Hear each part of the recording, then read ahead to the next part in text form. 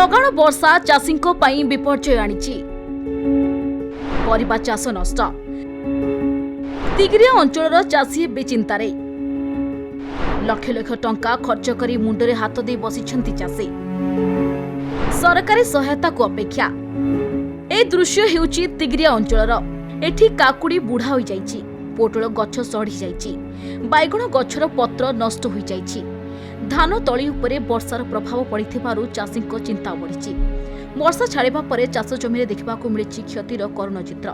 पानी रे दीर्घ समय बुड़ी रहिबारु काकुड़ी बैगण पोटल समेत विभिन्न पनिपरिबा चाष संपूर्ण नष्ट होई पड़िछि। वर्षा हठात छाड़िजिबा परे गछगुड़िक सुखी झाउणी पड़िछि। सार औषध प्रयोग कले मध्य फसल बंचिबार संभावना कम बोली चाषी कहउछन्ति।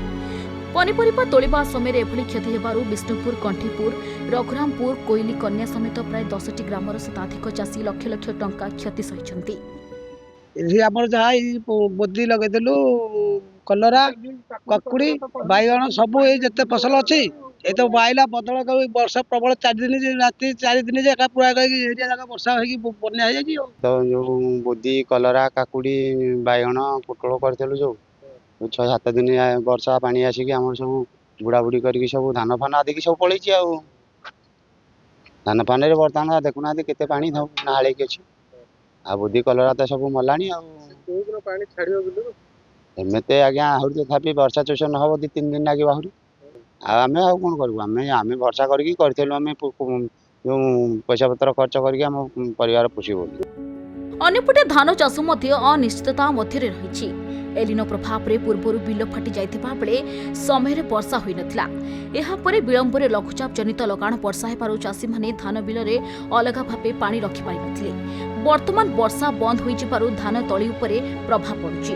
आगामी सप्ताह रे पर्याप्त वर्षा न हेले धान चाष आहुरी क्षतिग्रस्त हेबो बोली चाषी माने आशंका प्रकाश करिसंती। ए वर्षा 7 दिन जो नागी रहला राति दिन सब कलरा काकुड़ी बोदी पोटल सब पानी तो अद्या भी बुड़ी की अच्छी सब नष्ट पोचरी गलानी गछ मरी गलानी। आया मु 25 गुंठू नगेइथिली आम परिवार सब गला कौन कर पैसा हमें नागिला सब तो एत सार तो हो गलानी 2500-2600 सार गोटाक आया नगेइथिली 30,000 खंडे।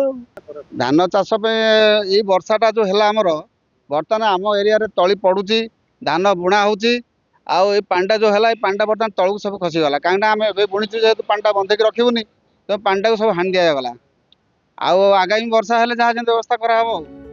लगाण वर्षा रे पनिपरिबा और धान उभय चाष प्रभावित होइथिबारु चाषी माने सरकारी क्षतिपूरण कृषि विभाग तुरंत सहायता दाबी करिसंती। आठगड़रू संतोष बारिक रिपोर्ट, नंदी लाइव।